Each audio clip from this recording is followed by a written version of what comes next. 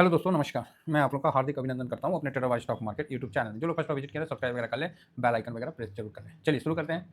तो सबसे पहले आज सारे सेक्टर जो है पॉजिटिव हैं। कोई ऐसा नहीं है कि सारे सेक्टर पॉजिटिव है, बस एक सेक्टर को छोड़ के जो है आपको एक्सपायरी। तो आज एक्सपायरी है ना। तो इसका भी, क्योंकि इसके बाद हम लोग मंथली वाले में एक्सपायरी में प्रवेश करने लगेंगे, है ना। तो एक्सपायरी का हम लोग को ध्यान रखना है बस, और कोई विशेष बात नहीं है। तो देखिए अभी 20 तारीख हो गया है, तो ये आज एक्सपायरी है। फिर 27 तारीख को नेक्स्ट एक्सपायरी, उसके बाद तो फिर आपको कोई, उसके बाद तो आपको फिर तो दिसंबर में आ जाएगा ना। तो ये हम लोग का इस आज का एक्सपायरी के बाद जो हम लोग का डे रहेगा वो हम लोग मंथली एक्सपायरी में प्रवेश कर जाएंगे। निफ्टी का भी हम लोग मंथली एक्सपायरी में इसके बाद प्रवेश कर जाएंगे 25 तारीख के बाद। तो 25 तारीख 27 तारीख जो है मंथली एक्सपायरी होगा। तो इसका हम लोग को बस ध्यान रखना है और कुछ नहीं। तो इसमें क्या है, कि जो शॉर्ट कर रखे होंगे ना कॉल, वो अब पोजीशन कट करेंगे। देखना है, ये हम लोग को ड्यूरिंग मार्केट में समझ में आएगा और हम लोग इस पर करेंगे। तो अभी यूएस मार्केट पॉजिटिव है, सब कुछ अच्छा है। वहाँ एनवीडिया का जो एआई का था उसका रिजल्ट अच्छा आके अच्छा रिकवर हुआ। 2.5% रिकवर होना कम नहीं है, बहुत बढ़िया है, रिकवर हुआ। अब लेकिन रिकवर हुआ तो बस इतना ही क्यों हुआ, और ज़्यादा क्यों नहीं हुआ, ये भी बात हो जाता है। ठीक है, तो इन सभी चीज़ों पे गौर करेंगे। और शेयर मार्केट हमेशा आपको एक अनसर्टेनिटी बना के चलता है। मार्केट कभी ऐसा नहीं रहेगा कि आप आज डालिए फिक्स डिपॉजिट की तरह और आपको पैसा बना के दे, नहीं। तो इसी अनसर्टेनिटी का ही हम लोग को बेनिफिट मिलता है कि हम लोग पोस्ट ऑफिस से ज़्यादा रिटर्न बना पाते हैं। रिटर्न मार्केट हमेशा देता है, गिरावट भी हमेशा दिखाता है। बस फ़र्क इतना रहता है कि आप उस रिटर्न को कितना ले पाएँ और आप उस रिटर्न को कितना एंजॉय कर पाएँ, बस यही होता है और कुछ नहीं। तो इस चीज़ को बिल्कुल समझ के और आराम से चलना है। तो आज सबसे पहले मैं निफ्टी का चार्ट ओपन कर लेता हूँ और निफ्टी के चार्ट में कुछ जो है वो मैं आपको बताना चाहूँगा।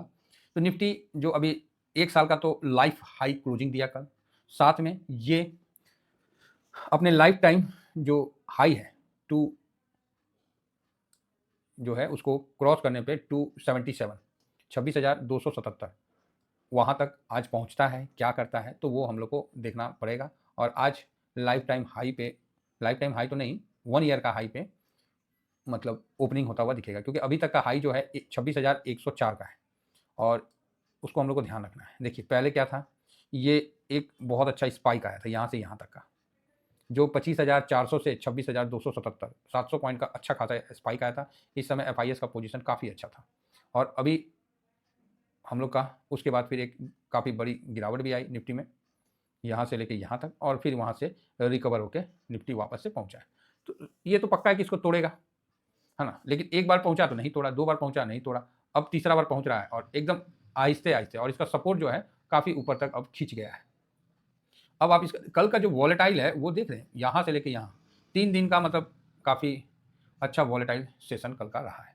तो अब यहाँ ये देखना है कि ये क्या 26,277 को क्रॉस करके ऊपर जाता है या फिर वापस थोड़ा-सा नीचे आता है, कि साइडवेज होता है, क्या रहता है। देखिए पोजीशन ऐसा है कि एफआईएस का पोजीशन तो है नहीं, ये तो क्लियर है, कोई पोजीशन नहीं है। इंडेक्स में बिल्कुल है, हालाँकि इंडेक्स, कैश और फ्यूचर तीनों में कल खरीदारी की है, ये एक पॉजिटिव है। और ग्लोबल मार्केट भी पॉजिटिव है, क्योंकि वहाँ भी आप देख रहे हैं कि डाउ जोन और नैस्डैक में अच्छी तेज़ी देखने को मिल रहा है। तो इसका बेनिफिट आज हम लोग का मार्केट को मिलेगा।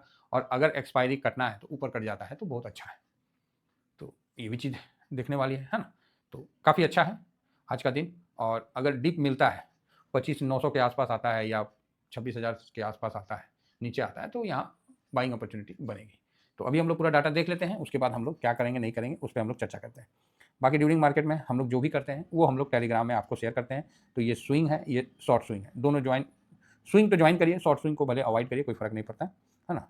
शॉर्ट स्विंग सबके लिए नहीं है, वो प्रीमियम है, तो उसका ध्यान रखिए। अब हम लोग सारे डाटा को एक तरफ से देखते हैं।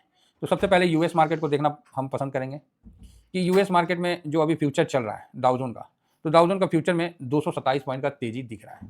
नेस्डेक का फ्यूचर में 413 पॉइंट का तेजी दिख रहा है।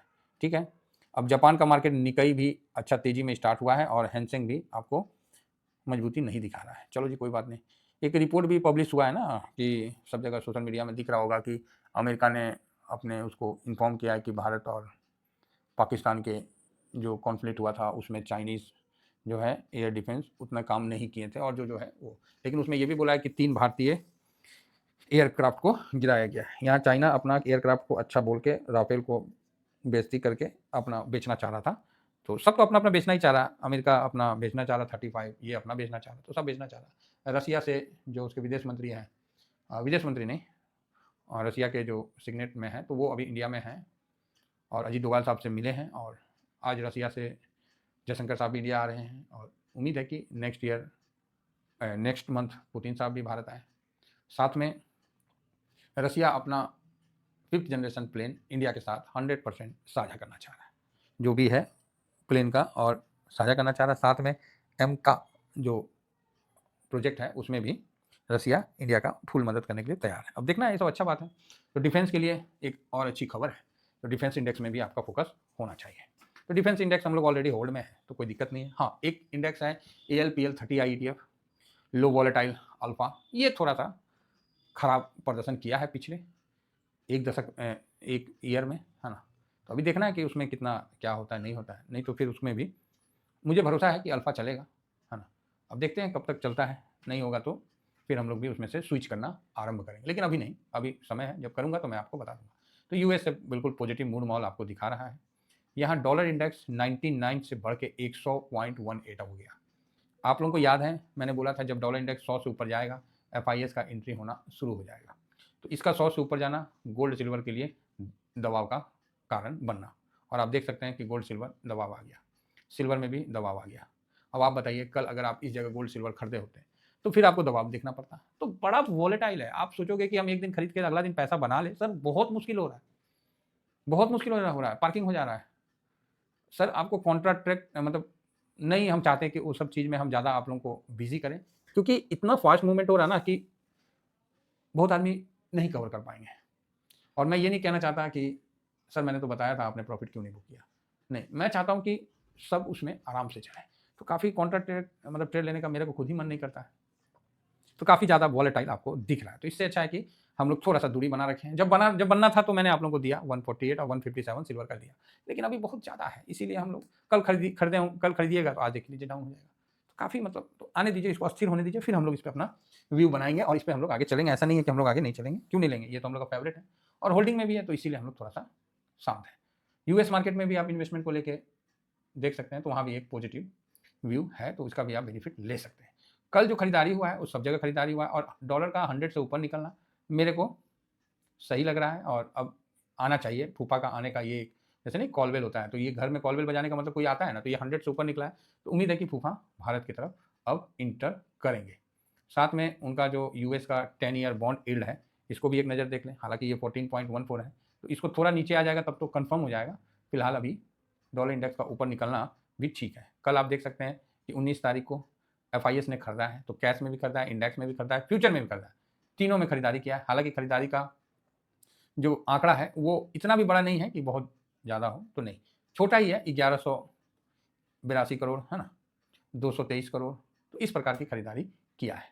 तो ठीक है, मतलब तीनों की खरीदारी मोटा मोटी 4000 करोड़ के आसपास की खरीदारी किया है, तो खराब नहीं है, एक पॉजिटिव संकेत गया है। अब ये हमको देखना है कि ये पॉजिटिव संकेत कहीं एक्सपायरी को लेकर नहीं था, तो इन चीज़ों को भी हम लोग को ध्यान देके चल रहा है। ठीक है, चलिए आगे बढ़ते हैं। फिलहाल अभी हम देख लेते हैं, इंडेक्स को दिखाने का मन नहीं कर रहा है, कोई बड़ा पोजीशन नहीं है, लेकिन as per discipline index future को हमको दिखाना पड़ रहा है, समझे ना, क्योंकि डिसिप्लिन तो बहुत जरूरी है। 12.23 है, DIS 70.73 है, पब्लिक 68.33 है, और प्रो 59.23 है। तो कल प्रो ने खरीदारी किया है, FIS ने खरीदारी किया है, ठीक है, और DIS ने हल्की से बिकवाली किए हैं, और पब्लिक ने हल्का सा बिकवाली किया है। तो ये डाटा आपके सामने निकल के आ रहा है। तो प्रो ने जो खरीदारी किया है, हो सकता है कि इसका बेनिफिट उसको आज इंट्राडे में जो भी है वो प्राप्त हो। तो कुल मिला के हमने सारा चीज़ दिखला दिया है आपको। अब हम एक बार थोड़ा सा इस पर जाते हैं। कल तो बिल्कुल गजब का सीजन चला था सेशन। तो FIS तो हम पॉजिटिव रख रहे हैं, DIS को न्यूट्रल रख रहे हैं। DIS लगातार एक दिन दीपावली को छोड़ के अदरवाइज सब दिन खरीदारी किया है, तो 58 डेज हो गया ना, ऐसा कुछ है।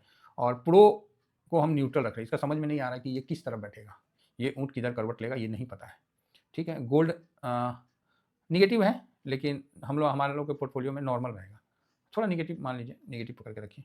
क्रूड ऑयल पॉजिटिव है, यूएस मार्केट पॉजिटिव गया है, और जो रुपया है वो निगेटिव है, हालांकि मजबूत थोड़ा हुआ है लेकिन ज़्यादा नहीं हुआ। डॉलर इंडेक्स पॉजिटिव है और पीई निगेटिव है। तो इस बेस पे देखिए तो 1 2 3 4 5 पॉजिटिव, 1 2 3 3 निगेटिव और 3 न्यूट्रल। तो ये पूरा वॉलेटाइल सेशन का एक इशारा कर रहा है। पॉजिटिव साइड में ज़्यादा दिखेगा, है ना? तो मूड माहौल देख के ही हम काम करेंगे, तो ही हम लोग सही जाएँगे। बाकी ओवरऑल ट्रेंड पॉजिटिव है, ट्रेंड में कोई कमी नहीं है। लॉन्ग टर्म का पोजीशन बना होना चाहिए। स्विंग में प्रॉफिट बुक करके डिसिप्लिन से आगे बढ़ते रहना चाहिए, नया पोजीशन बना के आगे धीमा-धीमा आगे बढ़ते रहना चाहिए। ठीक है? चलिए इतना ही कहकर अपनी वाणी को विराम देता हूँ। Thank you very much. जय हिंद, जय भारत।